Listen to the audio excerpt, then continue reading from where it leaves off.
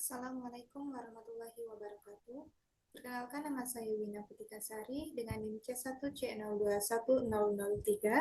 Kepada yang terhormat Bapak Dosen Pengampu Dr. Wirme Eka Putra, SEMSI, CQNR, CSRS. Baiklah, di sini saya akan menyampaikan materi yang berjudul Aspek Keperilakuan pada Persyaratan Pelaporan.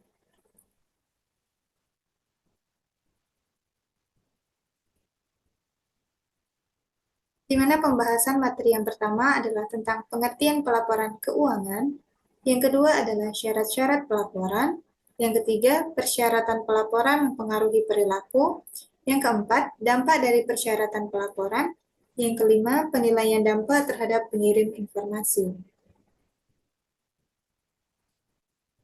Yang pertama adalah pengertian pelaporan keuangan, di mana menurut Wikipedia, pelaporan keuangan adalah kegiatan melaporkan informasi keuangan. Informasi yang dilaporkan di dalam pelaporan keuangan merupakan entitas keuangan. Tujuan dari pelaporan keuangan ini sendiri adalah menyediakan informasi keuangan yang dapat berguna dalam pengambilan keputusan keuangan oleh pengguna informasi. Pengguna informasi keuangan meliputi pihak internal, yaitu calon investor, calon kreditur, dan kreditur. Informasi keuangan juga digunakan oleh pihak eksternal yang berkepentingan dalam informasi keuangan. Kemudian ada syarat-syarat pelaporan. Informasi pula yang dilaporkan adalah bagian yang penting dari proses pengendalian organisasi. Tanpa informasi, manajer, kreditor, dan pemilik tidak dapat mengatakan apakah segala sesuatu berjalan sesuai dengan rencana atau apakah tindakan korektif diperlukan. Meskipun alternatif seperti pengamatan langsung dan audit kadangkala digunakan, informasi yang dilaporkan adalah cara paling umum untuk memperoleh informasi yang digunakan untuk pengendalian. Persyaratan pelaporan dikenalkan dan dipaksakan oleh beraneka ragam peran dan organisasi dengan cara yang beraneka rupa. Dalam organisasi, manajer biasanya memiliki hak untuk mengharuskan bawahannya melaporkan aspek manapun dari kinerja pekerjaan mereka. Kemudian adalah persyaratan pelaporan mempengaruhi perilaku. Persyaratan pelaporan dapat mempengaruhi perilaku pelaporan dalam beberapa cara. Bentuk lain dari pengukuran yang digunakan dalam organisasi seperti audit dan pengamatan langsung juga memiliki banyak dampak yang sama terhadap persyaratan pelaporan, setelah dampak spesifiknya sendiri. Seperti yang pertama, antisipasi penggunaan informasi.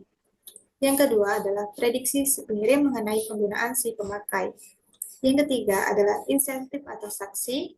Yang keempat, penentuan waktu. Yang kelima, strategi respon literatif. Yang keenam adalah pengarah perhatian. Beberapa pertimbangan yang mempengaruhi pelapor merubah informasi. Yang pertama adalah, seberapa jelas keinginan penerima informasi yang mereka harapkan terjadi. Kemudian yang kedua, seberapa jelas kegunaan informasi yang mereka harapkan akan digunakan.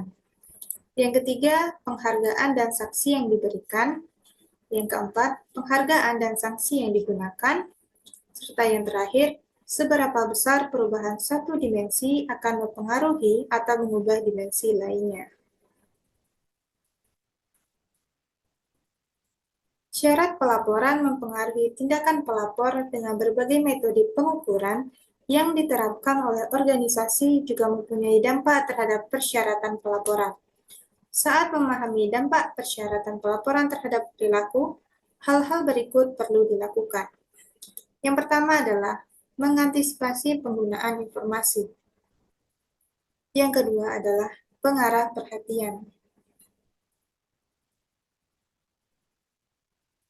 Dampak dari persyaratan pelaporan. Di bawah ini membahas mengenai pemikiran pada bidang akuntansi tersebut. Yang pertama adalah bidang akuntansi keuangan. Yang kedua adalah bidang akuntansi perpajakan. Yang ketiga adalah bidang akuntansi sosial. Yang keempat adalah bidang akuntansi manajemen.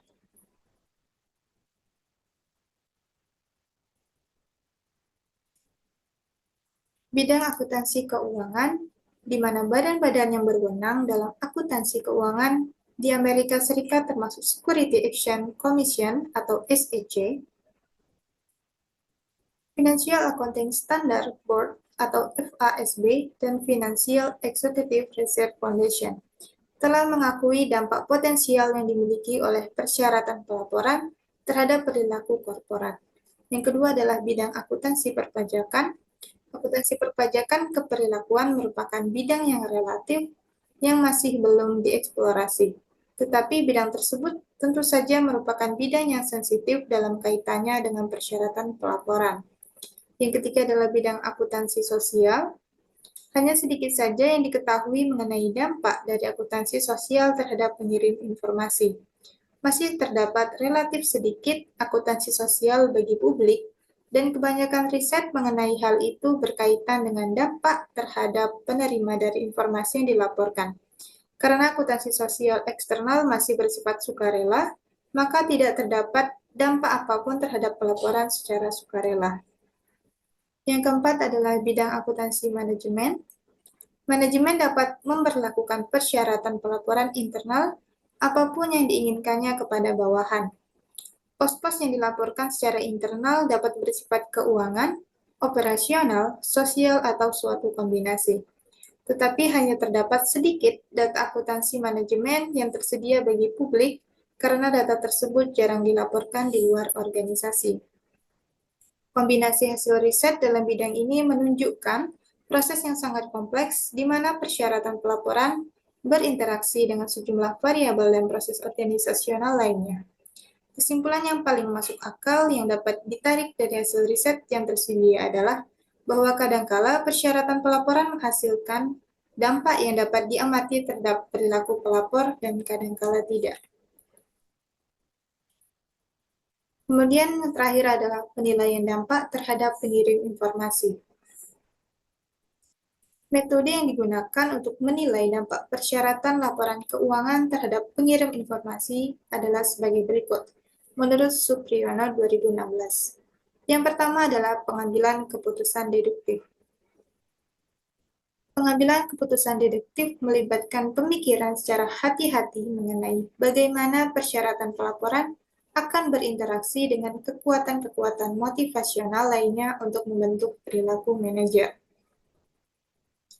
Yang kedua adalah menanyakan kepada pelapor atau pengirim informasi mengenai perilaku mereka, survei mereka, dan cara melaksanakan metode tersebut. Survei dilakukan dengan memberikan pertanyaan-pertanyaan yang sempit dengan kemungkinan tanggapan yang ditentukan atau gabungan dari keduanya.